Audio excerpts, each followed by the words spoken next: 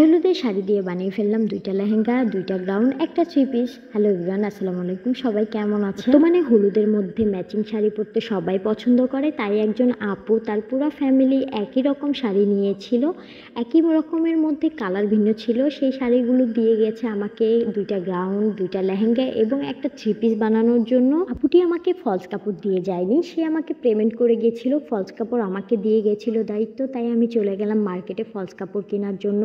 কিন্তু কিছুতেই ফলস কাপড়টা আমি ম্যাচিং করতে পারছিলাম না, যেহেতু এই কাপড়গুলো খুবই পাতলা ধরনের হয়ে থাকে। এর মধ্যে কি সুতি কাপড় দিব না বাটারফ্লাই কাপড় দিব আমি বুঝতে পারছিলাম না। তারপরে ডিসিশন নিলাম বাটারফ্লাই কাপড় দিব, কিন্তু আপনারা ভিডিওর মাধ্যমে দেখতেই পাচ্ছেন আমি কিছুতেই কালার ম্যাচিং করতে পারছিলাম না। শাড়িগুলো এক সময় অনেক জনপ্রিয়তা ছিল, প্রত্যেকটা গায়ে হলুদে এই শাড়িগুলো একজন না একজন কিনেছে, পরেছে।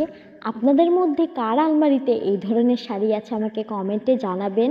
আপনারা চাইলেও আমাকে ইনবক্স করে জানতে পারেন এই ধরনের শাড়ি দিয়ে কী তৈরি করা যায়, আমি আপনাদের বিভিন্ন ডিজাইন সাজেস্ট করব।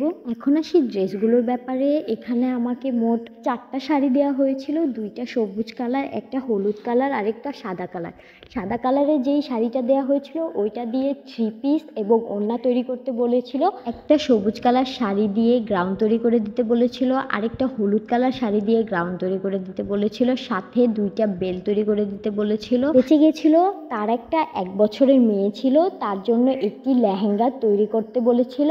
আরেকটি সবুজ কাপড় ছিল, সেটা দিয়ে খুবই সুন্দর একটা লেহেঙ্গা তৈরি করেছি, তা আপনারা ভিডিও শেষে দেখতে পারবেন। গ্রাউন্ড 2টা দেখতে খুবই সাদামাটা লাগছিল আর লেহেঙ্গাটাও দেখতে খুবই সাদামাটা লাগছিল, তাই আমি খুবই সুন্দর সুন্দর কিনে নিয়ে এসেছিলাম। আর এই মাল্টি কালার লেসটা আমার খুবই ভালো লেগেছে। এই লেসটা আমি ওনাদের দোকান থেকে অনেকবার কিনেছি, প্রত্যেকটা ড্রেসেই আমি এই মাল্টি কালার লেসটা দিয়েছি, আমার কাছে খুবই ভালো লেগেছে। আপনারা লেহেঙ্গার ফাইনাল লুকটা দেখতে পাচ্ছেন। এটা হলো 5 বছরের একটি বাচ্চার জন্য তৈরি করা হয়েছে। এটা সম্পূর্ণ 6 গজ কাপড় দিয়েই তৈরি করা হয়েছে, মানে একটা শাড়িতে 6 গজ কাপড় থাকে, সেই 6 গজ কাপড় দিয়েই এই লেহেঙ্গাটা তৈরি করা হয়েছে।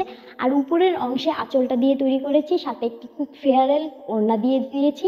আর সামনের পাটে যেহেতু খালি খালি লাগছিল, তাই কিছু পুঁতি পাথর লাগিয়ে দিয়েছি। খুবই সুন্দর হাতের তৈরি টার্সেল লাগিয়ে দিয়েছি। খুবই তাড়াহুড়ার মধ্যে ছিলাম, তাই এই লেহেঙ্গাটা বাদে অন্যগুলো ভিডিও করতে পারিনি, কিন্তু কিছু কিছু ছবি আছে যখন আমি কাস্টমারদের দেখাচ্ছিলাম যে এই ডিজাইনগুলো আমি দিয়েছি।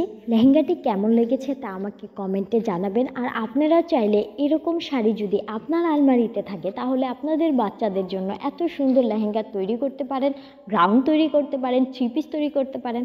আর যদি কোনো আইডিয়া লাগে তাহলে ইনবক্স করতে পারেন। আজকের ভিডিওটি যদি আপনাদের ভালো লেগে থাকে, একটি লাইক, কমেন্ট, শেয়ার দিয়ে আমার পাশে থাকবেন। সবাই ভালো থাকবেন। আল্লাহ হাফেজ।